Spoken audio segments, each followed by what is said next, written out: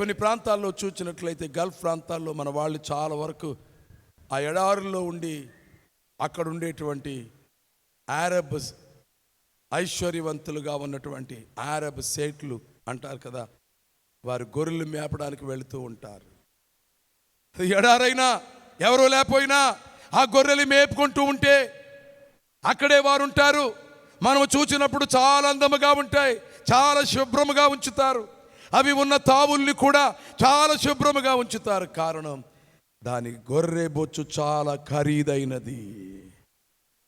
కానీ ఇప్పుడు అది తీసివేయబడితే దీన్ని ఏమంటారు మనము? అవమానము. ఒక వస్త్రములు తొలగిస్తే అది అవమానము. యేసు ప్రభు యొక్క వస్త్రము తొలగించబడింది, ఆయనకు కలిగిన అవమానము. అంగీ ధరించుకునే ఈ యూదోత్తముడు, ఈ పురుషోత్తముడు, ఈ సౌందర్యమూర్తి, యవనస్తుడు. యూదులు చాలా అందముగా ఉంటారు, దృఢంగా ఉంటారని చెబుతాము. యేసు ప్రభు 33.5 సంవత్సరాల వయసులో ఎంత అందముగా ఉన్నాడు. ఉమ్మిలి వేశారు, అవమానము. అంగీ తొలగించారు, అవమానము. సిలువ మోపారు, అవమానము. సిలువ వేశారు, అవమానము. పిడిగుద్దులు గుద్దారు, అవమానము. శ్రమ మాత్రమే కాదు, మనము శ్రమ పడ్డాక ఇష్టపడతాం. ప్రతి మానవుడు ఏదో ఒక రకంగా శ్రమ పడతాడు, కానీ అవమానము పొందలేడు. అవమానము పొందలేడు, భరించలేడు. నేను తట్టుకోలేకపోతున్నాను ఈ అవమానములు. మీలో అనేక మందిని ఎందరెందరో అవమానించారు. ఒక్కసారి మీరు జ్ఞాపకం చేసుకుంటే, దూరంగా ఉన్న వారి కంటే మీకు దగ్గరున్న వారి ద్వారానే అవమానము ఎదురవుతుంది. ఎక్కడైనా సరే కావచ్చండి.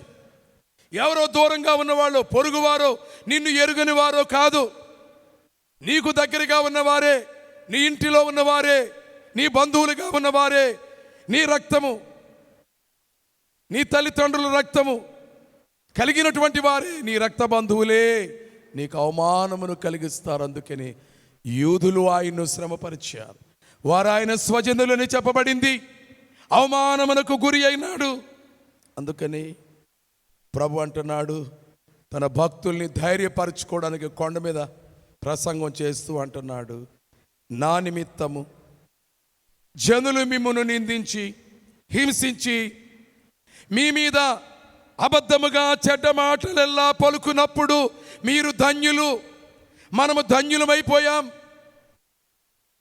ఆయన పేరుట, క్రీస్తు కోసం, సత్యము కోసం, విశ్వాసము కోసం, బైబిలు గ్రంథము కోసం ఎవరైతే నిలబడ్డారో వారిని నిందించారా, అవమానించారా, హేళనగా మాట్లాడారా? మన దేవుని గ్రంథం ఏమంటుంది? మనము ధన్యులమంటుంది. నీకు దేవుని మాట కావాలి, కానీ నిన్ను అవమానించేవారు ఇంకా అవమానిస్తారు. వారి మాటలు మనసులో పెట్టుకోకు. దేవుడు చెప్తున్నాడు, ప్రభువు చెప్తున్నాడు, తాను నిందించబడబోతున్నాడు, హింసించబడబోతున్నాడు. ఆయనపై కూడా చెడ్డ మాటలు మాట్లాడబోతున్నారు. అందుకు సిద్ధమైన ప్రభు మాదిరి చూపిస్తున్నాడు. ప్రియమైన విశ్వాసీ, నీ మీద ఎవరైనా నిందలు మోపినను, చెడ్డ మాటలు పలికినను,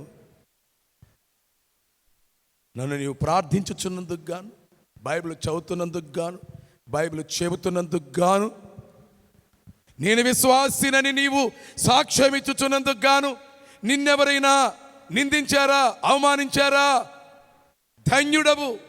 అదే నీకు దీవెన, అదే నీకు ఆశీర్వాదం.